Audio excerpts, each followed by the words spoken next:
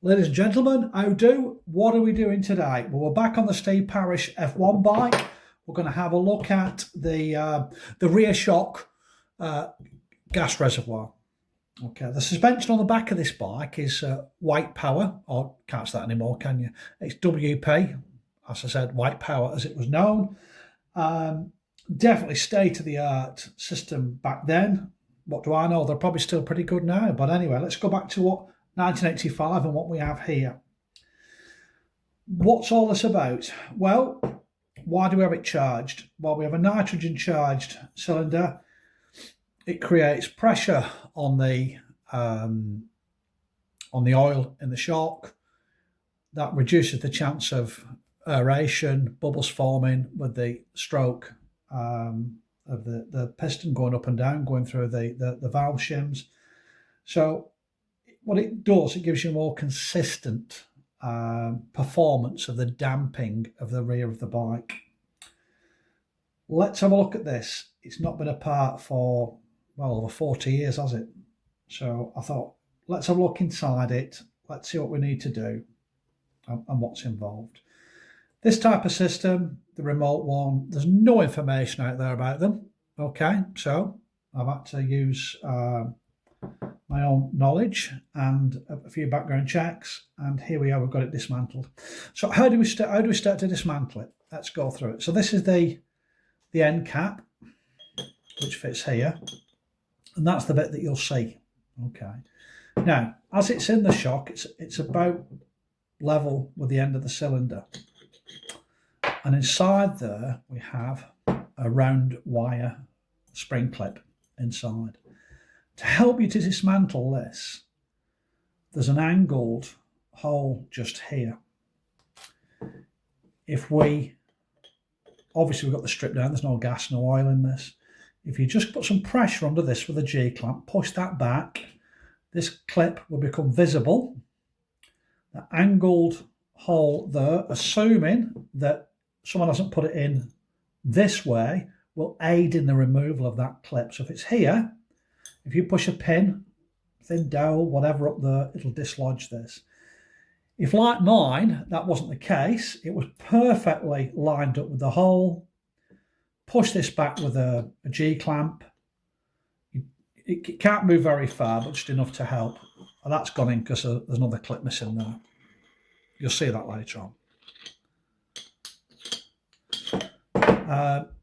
Push it back, get a scalpel, pointed scalpel, just pop it in behind the clip, get a small pick and lift that out. What will you see next?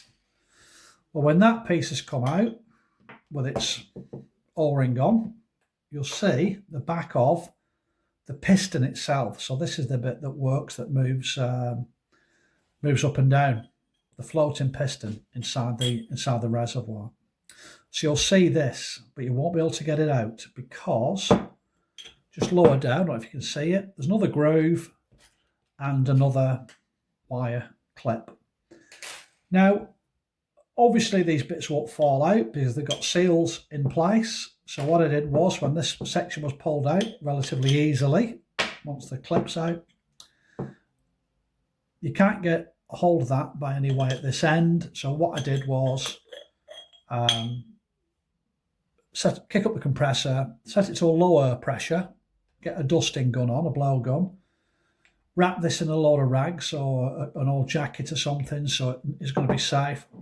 Put some pressure onto here, that'll shift the piston along and it'll pop out, and then you can see what you have and start to clean up and inspect the system. So the piston floats, so the oil's on this side, the gas is on this side, so the piston floats. When you put these back together, you need to have a set piston distance from the bottom of the reservoir, because if it's pushed right against it, it's not going to do its job with the gas pressure. More about that later. On this piston, we have a seal, which goes on there, and we have what looks like a broken seal, but it's not. This is an anti-friction ring on here. This will allow It'll guide the piston and the cylinder so it won't whack around. Because it's a low friction material, it allows it to move up and down freely inside the gas canister without causing any damage or any wear to this canister or the piston itself. So it doesn't need to match up. It's not a seal as such. It's an anti-friction guide to help that move freely. And obviously your O-rings on there, etc. I'm not going to, we'll talk about that in a little bit. I've got to look how I can regas this system. So what I'm going to do is, and it's a common conversion, is to drill and tap this end cap and fit a Schrader valve, a suitable Schrader valve. Similar that you get in your car tyres for blowing your tyres up, but a metal one more suited to this application. And that means it's much easier to regas. The specialist equipment you need to regas these with a standard thread that they have in, which I don't have. So although I like to keep things original, it's only a minor change. All you will see is a very small Schrader valve. All of this, by the way, is pretty much out of view on the bike. It sits on top of the swing arm, just behind the shock. Okay, so I'm going to modify that, Schrader valve in, so I can recharge this. There are other options I could use. A lot of this type of system uses a bladder, a rubber bladder inside, which you fill with gas through a needle system. I do want to keep the bike as original as possible, so I'm not going to put a bladder in it. It would seem, if everything's in good order, the piston type cylinder is a better option when everything's in good order. So we're not going to go through the bladder route. We'll rebuild this with the original floating piston. I'm not going to go into how much oil is used in the shock. I'm not going to go into what pressure of nitrogen you put in the shock. All of these can be problematic. Now, there's so many different types of shocks out there. If I give you some information and you use it and you have a problem, I'm not having anyone coming back to me. So I know what I need to do with this, and I'm going to do that. I'm not trying to be unhelpful. I'm just saying I don't want to give out information that you might use on another shock and find it doesn't work, and you'll say, that Chris doesn't know what he's on about. They'd be wrong, of course, because I do know what I'm on about. Okay. So as soon as my valve arrives, I can get this done, and I can start to reassemble this rear shock gas reservoir. Now, this is connected to the main shock itself by a flexible line, which is obviously going to be capable of withstanding a very high pressure.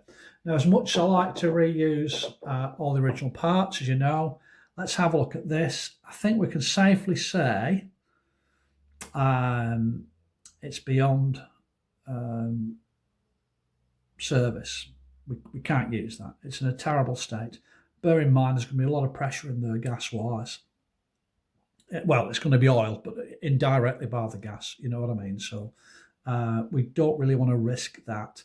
So I've got a company to recreate the holes for me, which is extremely close, I think you'll find, in each way. So once this is on and tucked out the way, I'm sure we won't see. I mean, it looks thicker, but then again, all the protection on the outside of that one's broken up. So yeah, we've ended up with a pretty much identical hose, which I'll refit. Right, like I said before, the bike's getting really close now. I've ordered a chain for it. I have to fit some, replenish the fluids, bleed the front and rear brake system. Well way through the paintwork now. The paintwork's looking good. That was a bit problematic earlier on, but we've managed to sort that out. And again, I'm still saying 3 to 4 weeks, but I do say that a lot. Okay, so keep coming back anyway. I'll have many more videos to upload shortly. I'm going to leave that with you. If you feel you're happy with the videos, you like them, click like, follow what we do on YouTube. If you don't bother, that's great. It just lets me know people are interested. I now carry on creating the videos. And if they're not, I won't. How good's that? Right, I'm going to leave you at that.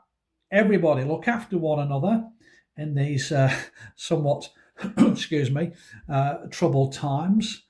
And enjoy the rest of your day. Be lucky. Keep coming back.